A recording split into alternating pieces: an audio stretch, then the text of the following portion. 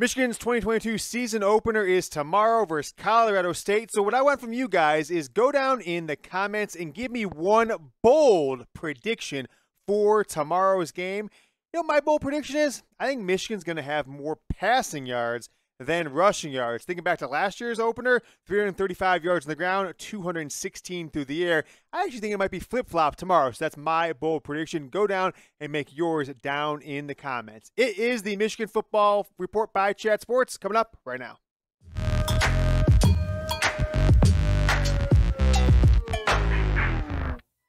We're going to take a look at what the Wolverines need to do tomorrow against Colorado State to have all those good vibes for the 2022 season.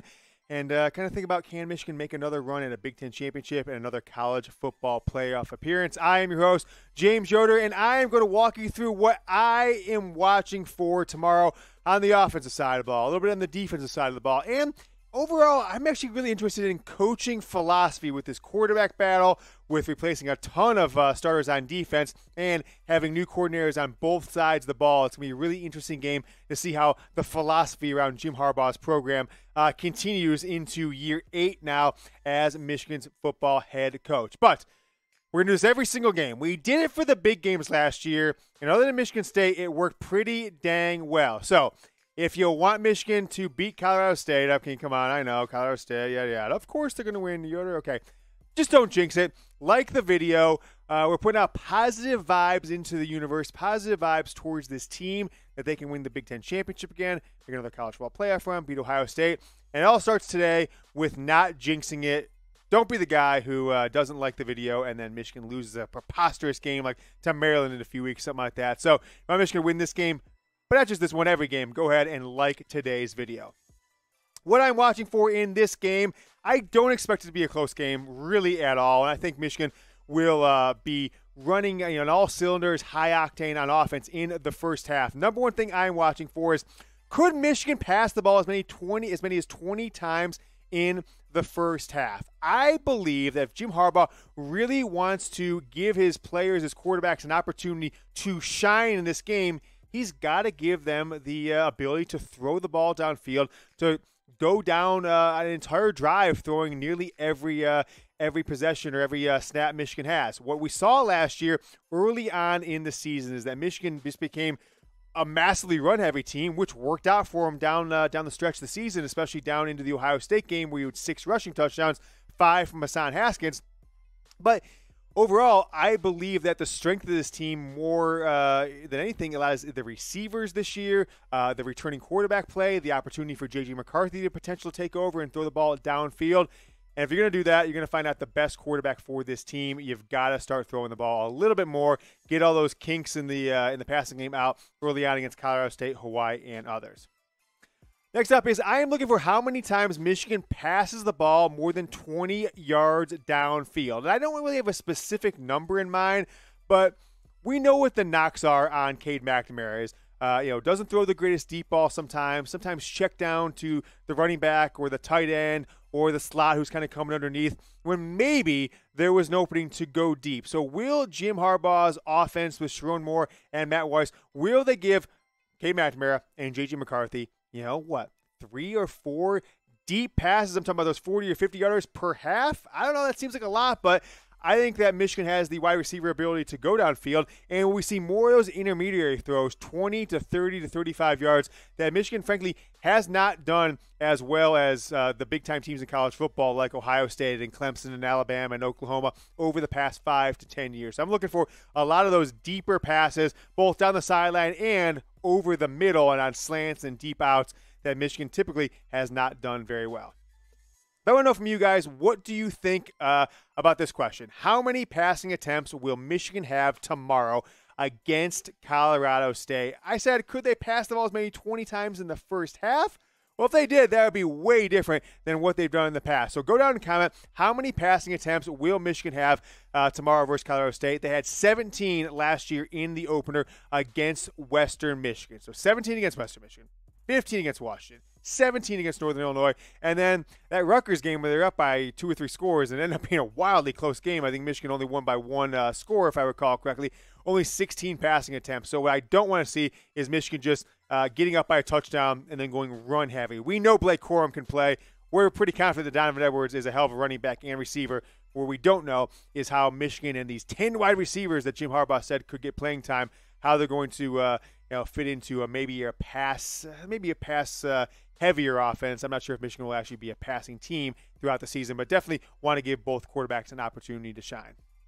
How about the defensive backfield? Is this a rebuild or a reload? You lose your starting safety in Brad Hawkins. You lose Vincent Gray. You lose Daxton Hill in that secondary. Now, Jamon Green seems to have merged. He's started in the past. You've got true freshman Will Johnson and a lot of opportunities to potentially bring a good secondary back. I'm not sure if it's going to be as good as last year, but I am looking for, against a pass-happy Colorado State team, what this secondary will look like.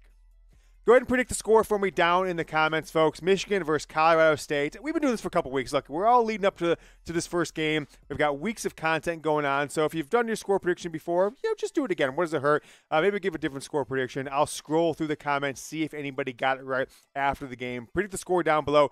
Michigan and Colorado State. Let me know what you guys think. My score prediction, folks, 63-3 Michigan. I've had people like producer Brett say I'm crazy. We're not giving any respect to Colorado State, to the Rams. New head coach. They actually lost to Hawaii last year. I go transitive property. Colorado State lost to Hawaii last year. Hawaii last week lost like 63-10 to Tennessee, Vanderbilt. And Michigan beat Vanderbilt by 50 points. So that's kind of where I came up with my 63-3 score prediction. The spread for this game, folks, is Michigan 30.5 points, 30.5 points. I think they are going to definitely cover that spread. I'm betting on it with our sportsbook partner, BetUS. Using promo code GoBlue. Got me 125% off my deposit, my initial deposit with BetUS, and you can get that deal too. Go to chatsports.com/GoBlue. Use the promo code GoBlue with no spaces. You will get hooked up with our sportsbook partner, BetUS. If you do anything this weekend, put some money, $50, $25, $100, $500, whatever you're comfortable with losing, but you won't lose it. Put money on Michigan first half, 15.5 points. I think Michigan's going to be at least up by 21, maybe 28 or more in that first half. That is my big bet, guaranteed lock of the week, of the century, of the year, of the week for tomorrow. Michigan minus 15.5. Go do it at BetUS, chatsports.com/GoBlue. Promo code, see on screen, is GoBlue. So this secondary, rebuild or reload? It is a interesting question with DJ Turner, RJ Moten, Rod Moore, Mike Sainristil, the converted wide receiver, and Jamon Green. Third year as a starter for Jamon Green in some aspect. He started at least one game the last couple years, and now will be a starter going into this one. But you've got the Makari Page, you've got Will Johnson. You have quite a few players here that can potentially keep, lose, or gain a starting spot by how they do throughout these first few games right now. Colorado State, new head coach coming over from Nevada.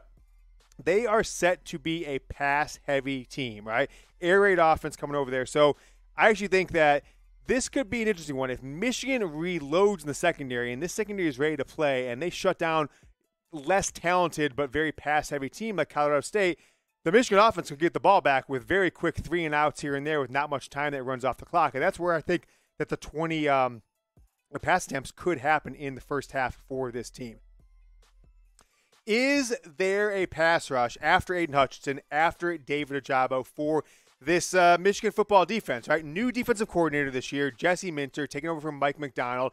And these are the guys that Michigan will rely on to replace two superstars, two all-time program guys in Ojabo and Hutchinson. Mike Morris, been around for a while, hasn't made much of an impact. Taylor Upshaw as well. You got Jaylen Harrell and Braden McGregor coming off the edge. Inami Adoba, the transfer from 3 different schools, former 5-star who went to Alabama 4 years ago. And then Derek Moore. Will those guys come in off the edge and be just go get the quarterback on 3rd and 8, on 3rd and 6 when you know they're going to pass the ball, 3rd and 14, whatever it is? Will they make an impact this game? Will they make an impact down the road? It's tough to see. But with Colorado State being so pass-heavy, if Michigan doesn't have 4, 5, 6 sacks in this game, you got to start questioning the pass rush from those starters who are upperclassmen that haven't made a big impact this year. whether or not they can replace the production lost by Aiden Hutchinson and David Ojabo. Now, it'll be interesting to see, but I am definitely keeping an eye out for that one in this game coming up tomorrow from the Big House for Jim Harbaugh's 8th season as head coach.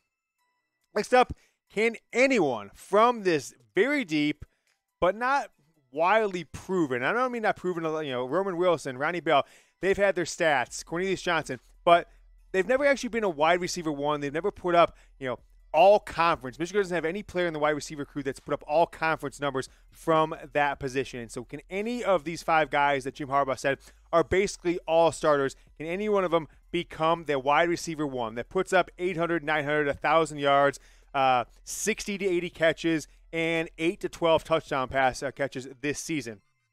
Michigan hasn't put up those numbers in the wide receiver group really since Jeremy Gallon 8 or 9 years ago at this point. So Roman Wilson, Cornelius Johnson, Ronnie Bell, those are your starters with Andrew Anthony and A.J. Henning being right in there getting starter snaps. But I want to know from you guys, think about forward to the end of the season, right, after the national championship game, who will be Michigan's leading wide receiver, let's just say in yards this season? If it's Roman Wilson, go down and type RW. Cornelius Johnson, type CJ down in the comments. Ronnie Bell, go ahead and give me an RB. Andrell Anthony, AA. And AJ Henning, he's an initial guy, so he just gets his first initials. Type AJ. Let me know down in the comments which of those 5 guys will be Michigan's leading wide receiver. And if you haven't yet, make sure you subscribe to the channel. I will be watching the first half from Jamestown, my home studio, my home viewing area, home basically. And then I'll be coming down here to the Chat Sports studio for the second half for the fastest post-game show on earth after the game tomorrow. So join us after the game. Subscribe to the channel. Turn on the notifications so you see about 20, 30 minutes after the game. Boom. You always got a show at. See what we say on this one. Michigan, Colorado State, 12 Eastern tomorrow from the Big House. We will see you right after the game. Go Blue.